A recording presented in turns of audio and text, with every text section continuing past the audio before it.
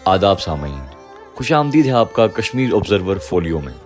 आज हम एक ऐसे मौजू पर रोशनी डालेंगे जिसे अक्सर नज़रअंदाज किया जाता है, मगर ये बराह रास्त हमारी ख़वातीन की ज़िंदगियों से जुड़ा है। तवलीदी सेहत, बांझपन, हमल के मसाइल और ज़चगी के बाद की मुश्किलात न सिर्फ तबी बल्कि समाजी पहलू भी रखती हैं।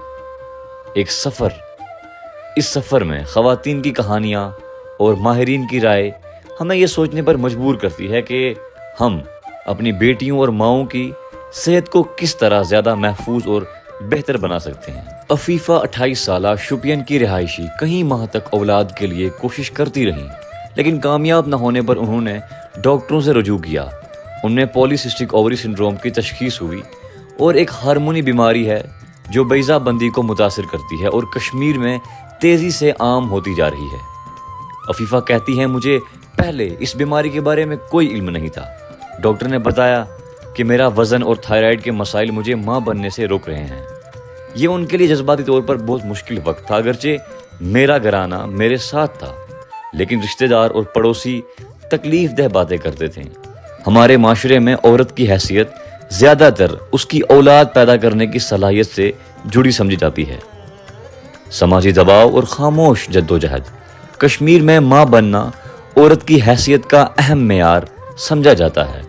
इसीलिए बहुत सी खवातीन भांजपन, हमल के मसाइल और ज़चगी के बाद की बीमारियों का खामोशी से सामना करती हैं। बच्चे की पैदाइश को खुशी का मौका माना जाता है, लेकिन उससे पहले और बाद में औरत को दरपेश मुश्किलात और तकालीफ पर शायद ही कोई बात करता है।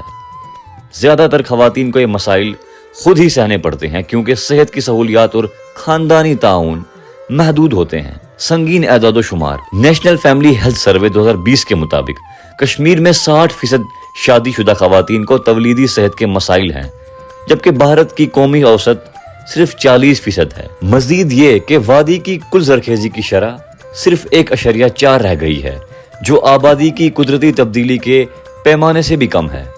ये सूरत हाल खवातीन की सेहत के बढ़ते बहरान को जाहिर करती हैं। अस्मा 30 साला कुपवारा की रिहायशी 7 साल की शादी के बावजूद बे औलाद हैं। वो पॉलीसिस्टिक ओवरी सिंड्रोम और डिप्रेशन का भी शिकार हैं। शुरू में मेरा घर मेरा साथ देता था, लेकिन वक्त गुजरने के साथ सब ने मुंह मोड़ लिया। मेरे शोहर ने कहा कि मैं दूसरी शादी करूंगा क्योंकि तुम औलाद पैदा नहीं कर सकती। अब माहिरीन की राय भी सुन लीजिए। डॉक्टर फरज जबीन, साबिक सरबराह अमराज निस्वां, गवर्नमेंट मेडिकल कॉलेज श्रीनगर के मुताबिक 10% खवातीन बांझपन के मसाइल के बाइस क्लिनिक आती हैं। आम वजूहात ये हैं कि पॉलीसिस्टिक ओवरी सिंड्रोम, थायराइड के अमराज, टीबी, देर से शादी और हमल में ताखीर वगैरह। डॉक्टर जबीन के मुताबिक कश्मीर में थायराइड की खराबी और टीबी भी बड़ी वजूहात हैं। हमल के दौरान भी खवातीन को कई मसाइल पेश आते हैं। उनमें खून की कमी, ब्लड प्रेशर और थायराइड के अमराज शामिल हैं। फराह, 2 बच्चों की माँ, बताती हैं कि उनके हमल के 6ठे माह में खून की कमी खतरनाक हद तक बढ़ गई। आयरन का इंजेक्शन लगने के बाद उन्हें शदीद रद्द अमल हुआ, जिससे उनकी जान खतरे में पड़ गई।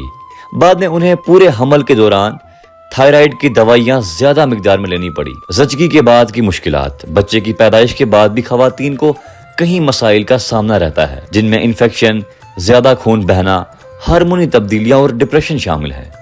डॉक्टर जबीन के मुताबिक कश्मीर में 30 से 40% खवातीन ज़चगी के बाद डिप्रेशन का शिकार होती हैं, लेकिन आगाही न होने और बदनामी के खौफ से ये मसले अमूमन छुपे रहते हैं। फरा को बच्चे की पैदाइश के चंद दिन बाद बेल्स पाल्सी हो गया, जिससे उनके चेहरे का एक हिस्सा मफलूज हो गया। उन्होंने कई माह तक इलाज और थेरेपी करवाई, लेकिन जहनी दबाव ने उन पर गहरा असर डाला। अब यहाँ पर तब्दीली की जरूरत भी है। कश्मीर में खवातीन को तवलीदी सेहत के मसाइल बढ़ते जा रहे हैं, लेकिन इस पर बात करना अब भी महदूद है। बांझपन पर बदनामी और हमल या ज़चगी की तकालीफ को बर्दाश्त करने की तवक्को खवातीन की जिंदगी का हिस्सा बन चुका है। डॉक्टर जबी के मुताबिक जरूरी है कि शादी से पहले मुआयने और आगाही को आम किया जाए। ज़चगी के बाद खास तौर पर इब्तिदाई 3 माह में बेहतर निगहदाश्त फराहम की जाए। खानदान और शोहर औरत का साथ दें। समाजी सोच बदली जाए ताकि औरत की हैसियत सिर्फ औलाद से मुंसलिक ना रहे। अब अगर हम नतीजे देखें तो ये हकीकत जो है वाज़ेह है कि कश्मीर में खवातीन की सेहत को संजीदगी से लेने की बहुत ज़रूरत है। बांझपन, हमल की पेचीदगियां और ज़चगी के बाद की बीमारियों पर खुलकर बात करना और बर वक्त इलाज मुहैया करना ضروری ہے۔ خواتین کو صحت مند زندگی دینے کے لیے صرف طبی سہولیات ہی نہیں بلکہ خاندانی تعاون، سماجی آگاہی اور پالیسی سطح پر اقدامات بھی بہت ضروری ہیں۔